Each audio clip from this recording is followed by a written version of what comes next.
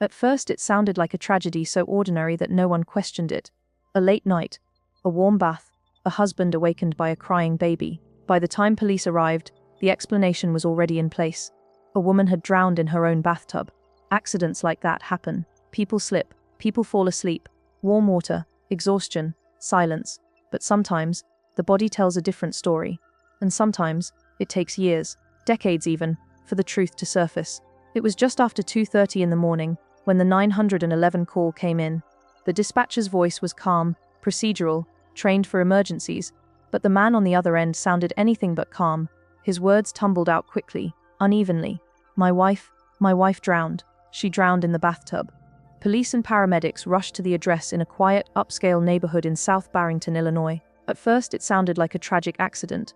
A middle-aged woman, a whirlpool tub, a late night. These things happened. People slipped, people passed out, people drowned. But from the moment officers stepped inside the house, something felt wrong. The husband was standing near the front door when they arrived. He was composed, too composed. His hair was neat, his clothes were dry. There was no water on his skin, no towel draped over his shoulders, no frantic energy you would expect from someone who had just pulled a drowning victim from a bathtub. Upstairs, their infant son was crying in his crib, the sound echoing through the otherwise quiet house. The husband explained his version of events. He said he went to bed early. He said his wife liked to take long, extremely hot whirlpool baths late at night because of her arthritis. He said he fell asleep watching television, book in hand. He said he woke up hours later when the baby cried. He rolled over to nudge his wife, only she wasn't there. Then he heard the sound of the whirlpool motor still running. He told police he rushed into the bathroom, saw scum on the surface of the water, vomit, he thought, and reached inside the tub until he found her. He said she was face up. He said he pulled her out, laid her on the floor, and called 911 within minutes. It sounded plausible, on paper. But upstairs, the scene told a different story. The woman's body lay on the bathroom floor, face down. Her legs were stiff and raised unnaturally, frozen in position by rigor mortis. The floor was dry. There were no signs of splashing, no puddles, no overturned items. The tub nearby was no longer full. The water level sat low, below the jets. And then there were the injuries. Scratches on her face, abrasions on her chin, cuts on her knees, bruising on her knuckles, marks that suggested impact, struggle, not relaxation. These were not the kinds of injuries you expect from someone who quietly slipped beneath bath water. One officer, a veteran with years of experience, felt it immediately. This didn't look like an accident. This didn't look like a drowning. It looked staged. The coroner was called. An autopsy was performed. The official cause of death came back as drowning. The manner of death, however, was left undetermined. There wasn't enough, at least not yet, to prove homicide beyond doubt, and so the case went quiet. The husband buried his wife. He raised their adopted son alone. Life, at least on the surface, moved on, but for the investigators who had been inside that bathroom that night, the unease never faded. They remembered how dry the husband was. They remembered the position of the body. They remembered the injuries that didn't make sense, and they remembered the marriage. Behind the image of a successful suburban couple was a relationship strained by years of tension. The couple had met through a dating service, bonding over faith and shared values. Friends initially described them as close, devoted, but everything changed when they began building a new home. The construction spiraled into a financial nightmare. Costs exploded. Deadlines collapsed. The wife blamed the husband's cousin who oversaw the project. The husband defended him. Arguments became frequent, bitter. They sought counseling. Their therapist encouraged them to write letters to each other, honest reflections meant to heal. Instead, those letters exposed how broken things had become. The husband wrote that he felt controlled, emasculated, publicly belittled. He compared his marriage to being nibbled to death by a duck. There was another fracture too, one that cut even deeper. The wife desperately wanted a child. The husband hesitated. Eventually, he agreed to adopt, hoping it would save the marriage. They brought home a baby boy from Russia. It didn't fix anything. She poured herself into motherhood. He felt pushed aside. Friends noticed they no longer behaved like partners. More than once, the wife confided that she was afraid of him. She told people he had grabbed her by the neck during an argument. She said he had threatened her life. But fear without proof disappears easily. When she died, the system did what it often does in ambiguous cases. It moved on. Years passed, then science caught up. Advances in forensic pathology allowed investigators to revisit the evidence. New experts were consulted. Specialists in water-related deaths, bathtub drownings, staged scenes. They reconstructed the whirlpool tub using the same model. They placed volunteers of similar size inside it. What they found changed everything. In accidental bathtub drownings, bodies slump, they don't accumulate patterned injuries, they don't develop neck hemorrhages, they don't show petechiae, tiny burst blood vessels in the eyes and scalp, unless pressure is applied. Every reconstruction produced the same conclusion. She could not have drowned accidentally. She had been forced under the water. 5 experts, independently, reached the same verdict: homicide. 13 years after the night of the 911 call, the death certificate was officially changed, and the man who once walked free was about to be called back in, not as a grieving husband, but as a suspect. The truth, long submerged, was finally rising to the surface. 13 years after his wife's death, the knock on the door finally came. This time, it wasn't condolences, it wasn't routine follow-up. It was investigators returning with answers and questions that could no longer be avoided. When the husband sat down for the interview, he didn't look surprised. Older now, slower, grayer, but still calm, still measured. He had lived with this night for over a decade, and he knew why they were back. Detectives didn't start with accusations. They started with the house, with the tub, with the details he had repeated for years. They asked him to walk them through the night again. He said he went to bed around 10. He said his wife loved the whirlpool. He said the water was extremely hot. He said he fell asleep reading. He said the baby's cry woke him around 2:30 a.m. So far, nothing new. Then they slowed him down. They asked what he saw when he entered the bathroom. He said there was a layer of scum on top of the water. He said he couldn't see her at first. He said the tub was full. He said the motor was running. Then they asked him to explain something simple. If the tub was full, if the lights were on, if she was face up, how did he not see her? He hesitated, said the scum blocked his view, said he reached in blindly, said he felt her before he saw her. Detectives didn't argue yet. They just listened. Then they showed him photographs. Not the graphic kind, the factual kind, the kind that quietly dismantles stories. They showed him the water level when officers arrived, far below the jets. They showed him how dry the floor was. They showed him how dry he was. Then they showed him her legs, frozen upright, bent at the knees, locked in a position that mirrored the shape of the tub. They explained rigor mortis, how stiffness doesn't appear instantly, how it takes time, how it doesn't bend after it's set. They told him those legs didn't rise when she was pulled out. They told him they were already fixed that way, which meant she had been in that position for a while. They asked him again, how long did you wait before calling 911? He said minutes, 5 maybe. The evidence said much longer. They moved on to lividity, blood pooling, gravity, the body's final truth. They showed him where the blood had settled, her chest, her face, the front of her body. They explained what that meant. If she were face up in the tub, lividity would be on her back. If she had been flipped afterward, the pattern wouldn't match. But it did, perfectly. She had been face down, not briefly, not accidentally. They showed him the injuries next: the cuts on her knees, the scrapes on her knuckles, the marks on her face, the hemorrhage deep in her neck tissue. They asked how those happened. He said he didn't know. They asked if they argued that night. He said he couldn't recall. Then they asked him about something else. The threats. At first he denied them. Then slowly he admitted there had been one incident. Just one. Years earlier, during a heated argument about the house. He said he grabbed her by the neck. He said he shook her. He said he told her he could kill her. He said he regretted it. The detectives let that sit. Then they told him about the experts. 5 of them, medical examiners, water death specialists, forensic reconstruction experts, all independent, all unanimous. They told him there was no scenario where she drowned accidentally, no medical explanation that fit, no physics that supported his version. They told him she drowned because someone held her under. They told him the hemorrhage in her neck proved pressure. They told him the petechiae proved struggle. They told him the injuries proved resistance. They told him no one else was in that house. Not the baby, not an intruder, not fate, just him. They asked him one final question. What do you think happened? He looked down at the table for a long time. Then he said something that felt like the truth slipping through a crack. It looks like a homicide. They asked him to explain. He said if he were looking at it from the outside, that's what he'd think. He said the evidence made sense. He said it all fit together, but then he repeated the line he would cling to until the end. If I did it, I don't remember. He said he must have blacked out.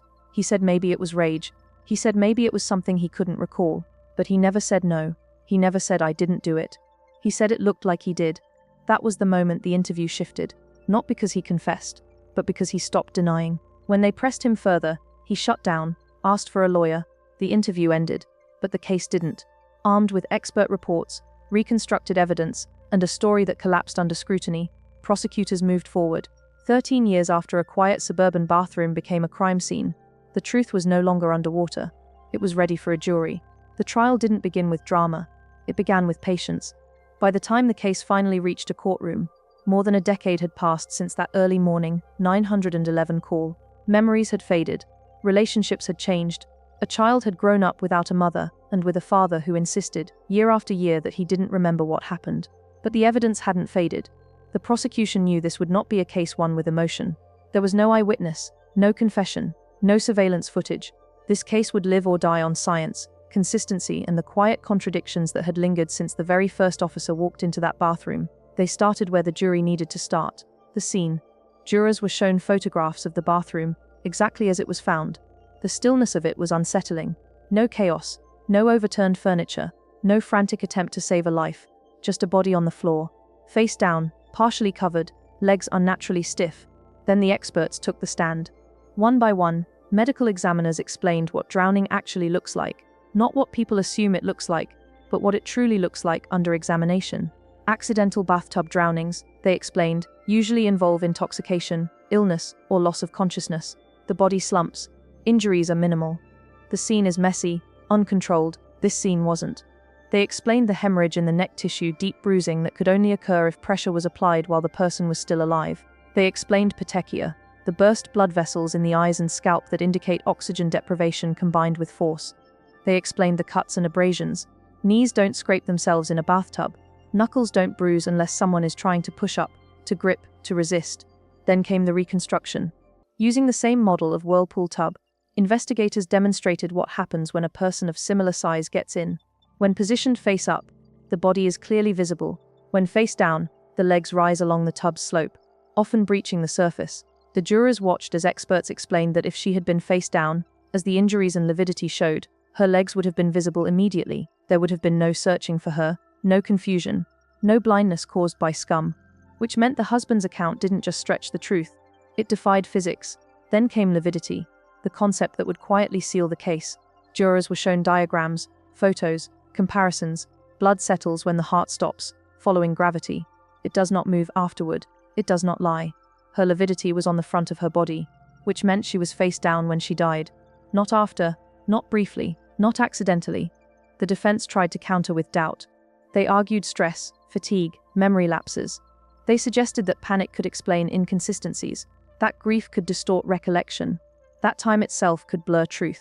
They suggested that perhaps she had slipped, inhaled water, and struggled briefly before losing consciousness. That perhaps the injuries occurred during rescue. But each suggestion collapsed under cross-examination.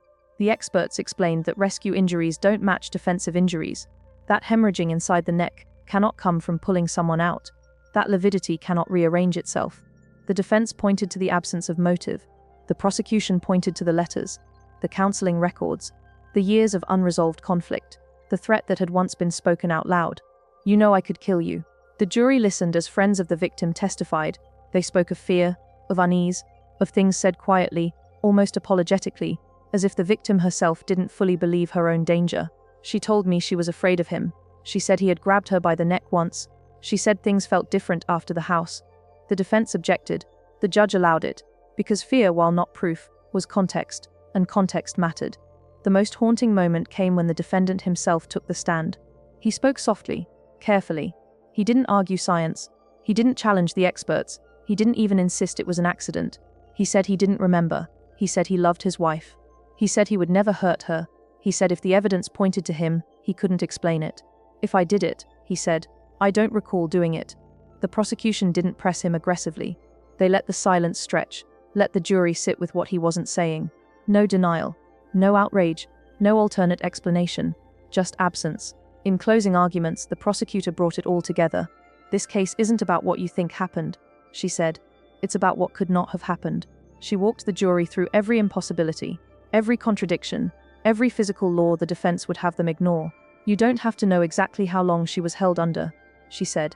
"You don't have to know what words were said. You don't even have to know whether it was planned.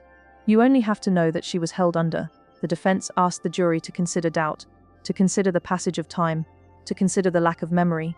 But when the jury left to deliberate, the room felt heavy. Because memory can fail, but gravity does not. Blood does not lie, and water. Once it gives up its secrets, never takes them back. The jury deliberated carefully, methodically. For hours. When they returned, the courtroom was silent. The verdict was read. Guilty. Not because of emotion, not because of sympathy, but because the evidence left no room to stand. Justice, delayed by 13 years, had finally arrived. The courtroom was silent when the verdict was read. No gasps, no outbursts, just the quiet finality of a decision that had been 13 years in the making. Guilty. The man who once stood calmly at his front door in the early hours of the morning, claiming confusion and disbelief, now sat motionless as the weight of the evidence settled permanently on his shoulders. He showed little reaction. No tears, no visible anger, just a stillness that mirrored the stillness of the bathroom where his wife had died. Sentencing came later. By then the story had already taken its final shape. The judge spoke carefully, acknowledging the unusual nature of the case, the absence of a confession, the passage of time, the complexity of forensic reconstruction. But none of that erased what the evidence proved. This was not an accident. This was not fate. This was not a mystery anymore. The sentence was 25 years in prison. Under state law, every year would be served. No early release, no shortcuts. At his age, it was effectively a life sentence. As he was led away, one question lingered in the air, unanswered and unresolved. Did he truly not remember, or was forgetting simply easier than facing what he had done? To this day, he maintains that he has no memory of that moment. He says he remembers going to bed. He remembers waking up. He remembers finding his wife in the tub. But the space in between, the most important moments of all, remain blank in his telling. Psychologists have weighed in. Some suggest dissociation. Others say selective memory loss is common in violent crimes, especially those committed in moments of extreme emotion. But science cannot confirm amnesia any more than it can disprove it. The court didn't need to, because justice does not require memory. It requires truth, and the truth in this case was written in bruises, blood pooling, rigid limbs, and physics that could not be argued away. For investigators, the verdict was validation. From the very first night, something had felt wrong. They had trusted that instinct and waited patiently for science to catch up. For the victim's friends, it was closure. Not relief, not peace, but certainty. The quiet fear she had shared in life was finally heard in death. For the child who grew up without a mother, and later learned his father had been convicted of her murder, the truth was more complicated. He continues to believe his father is innocent. He continues to campaign for his release. To him, the man behind bars is not a killer, but the parent who raised him. And perhaps that is the most tragic layer of all. A family destroyed not in one moment, but across decades. A crime that didn't scream for attention, didn't leave chaos behind, didn't announce itself as murder, until time, persistence, and science forced it into the light. This case is a reminder that not all homicides look violent. Some look quiet, some look clean, some hide behind routine, respectability, and believable stories. But bodies tell their own stories. They remember what people try to forget. And sometimes justice moves slowly, not because it is weak, but because it refuses to be wrong. If this story made you think, pause, or question what you thought you knew, take a moment to support the channel, like the video, share it with someone who follows true crime, and subscribe for more carefully researched, cinematic deep dives into cases where the truth was buried but never lost.